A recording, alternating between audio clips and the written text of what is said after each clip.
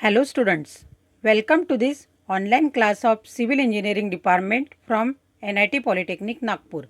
Myself Professor Purnima Dongre, Subject Teacher of Contracts and Accounts. सबसे पहले देखते हैं विजन मिशन ऑफ डिपार्टमेंट.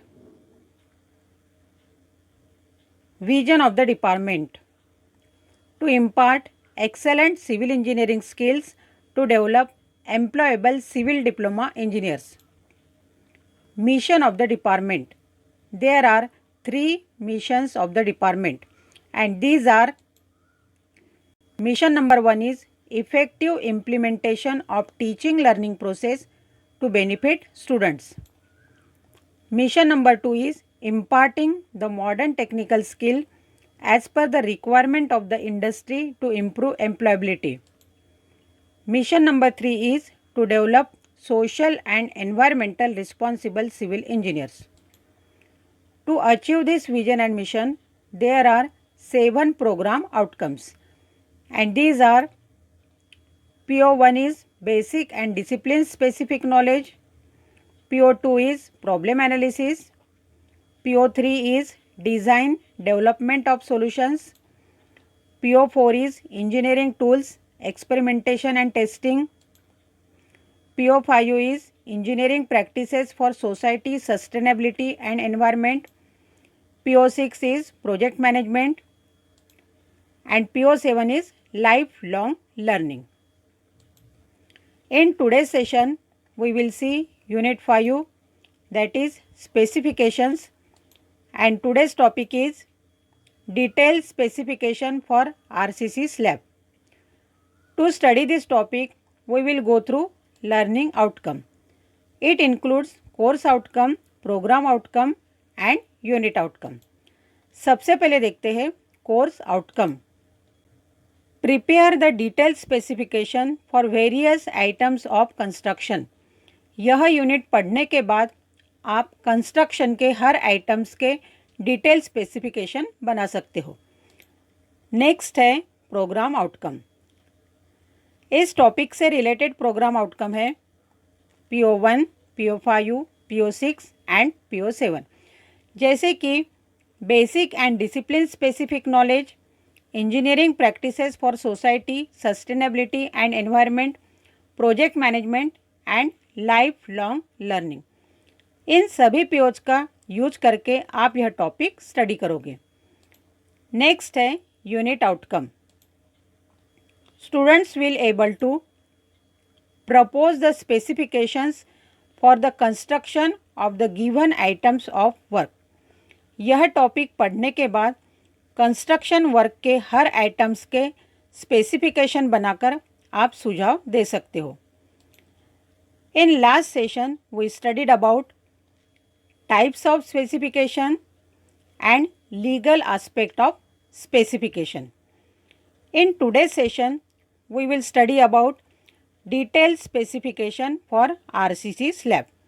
इसका मतलब होता है RCC slab अगर कंस्ट्रक्ट करना है तो उसके लिए कौन सी स्टैंडर्ड मेथड अपनानी पड़ेगी. तो आगे देखते हैं detail specification for RCC slab, and it includes following contents.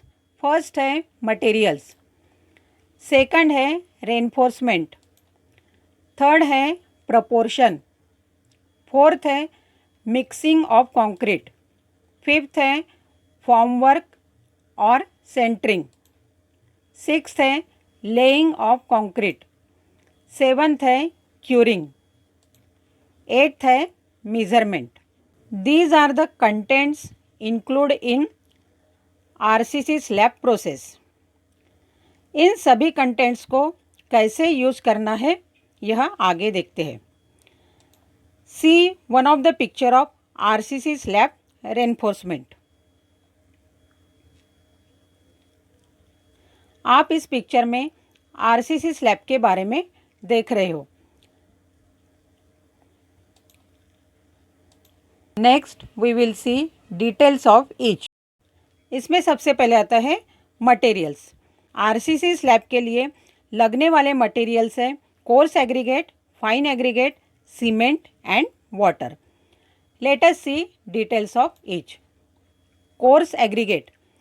Coarse aggregate shall be from hard broken stone of compact basalt or granite or similar stone and shall be free from dust, dirt, oil and other foreign matters.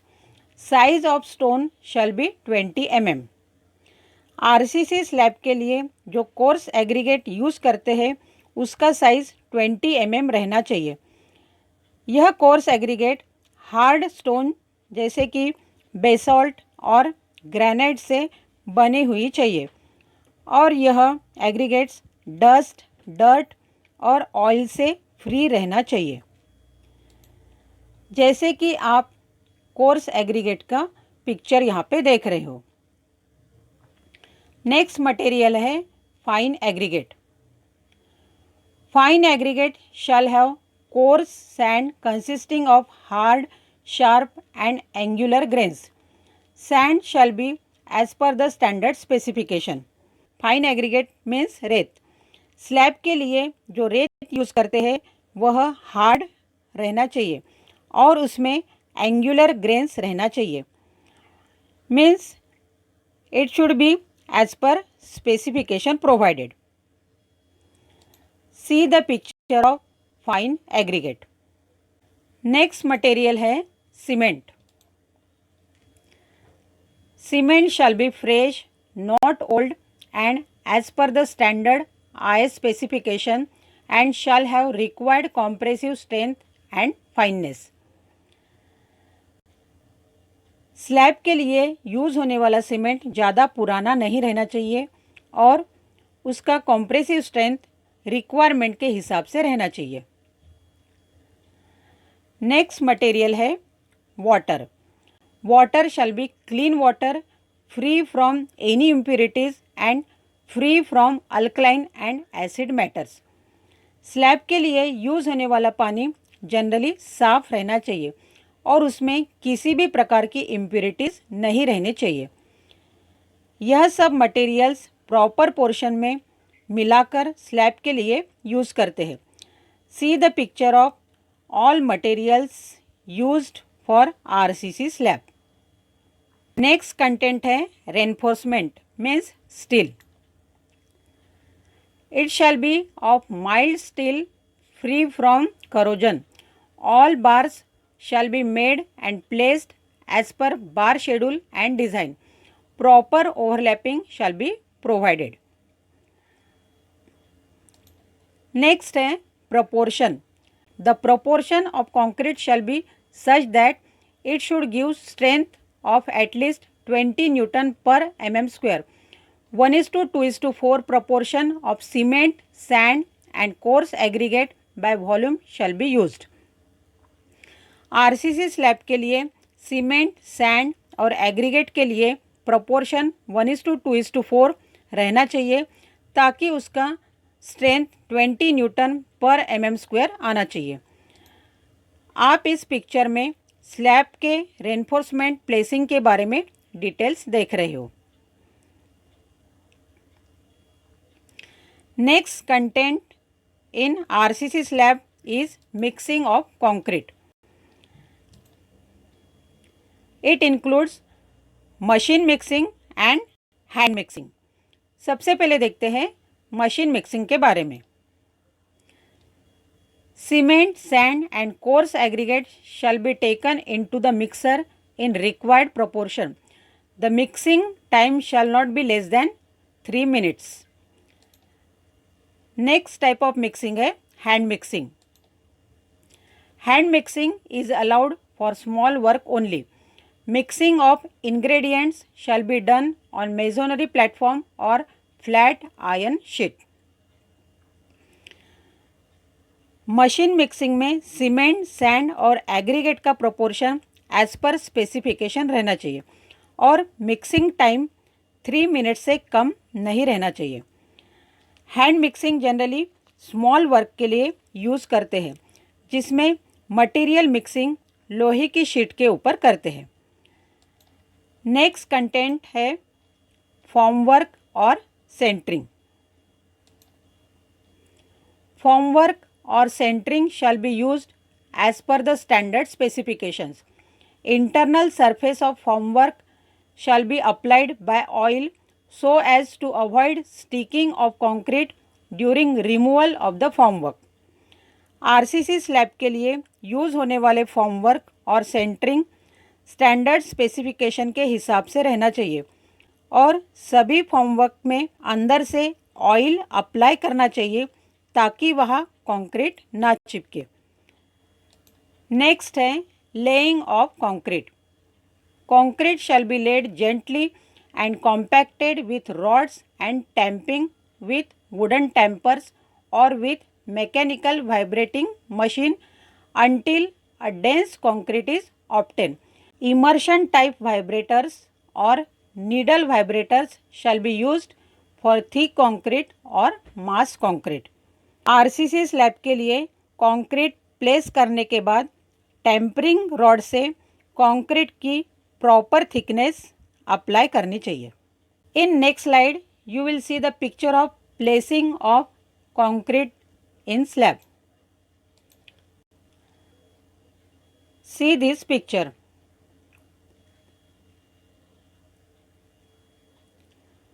Next step after placing of concrete is curing of concrete. So let us see about curing.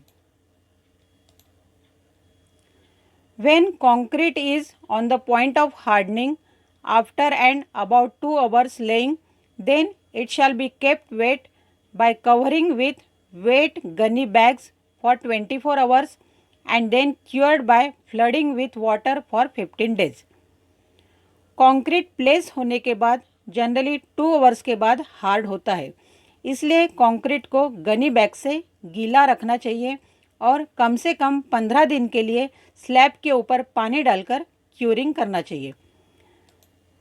See this picture of one of method of curing of concrete. इस method में slab को छोटे छोटे part में divide करके उसके ऊपर पानी जमा रखते हैं ताकि स्लैब का क्यूरिंग अच्छे से हो। नेक्स्ट स्टेप है measurement. The measurement shall be taken as per the drawing और as per instruction of the engineer. The measurement shall be in cubic meter without deducting volume of sheet. The rates of RCC shall be for the complete item which includes shuttering, tools and plants. The measurement shall confirm IS 1200. Curing complete होने के बाद उसका measurement करना जरूरी है।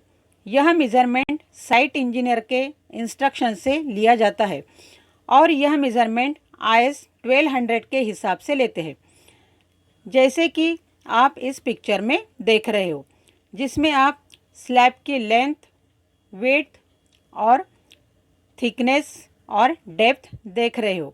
Means slab का measurement cubic metre में लेते हैं, that is length into width into depth of slab. So these are the complete information involved in specification of RCC slab. In this way, in today's session, we studied about detailed specification for RCC slab. Hope you understood the portion explained here. And in next session, we will see detailed specification for second class burnt brick masonry in 1:6 cement mortar. Important question on today's topic is draft a detailed specification for RCC slab work in 1:2:4 proportion. You have to solve this question as assignment. If you will face any difficulty, then watch the video again, refer the notes provided to you or contact me. Thank you for watching the video.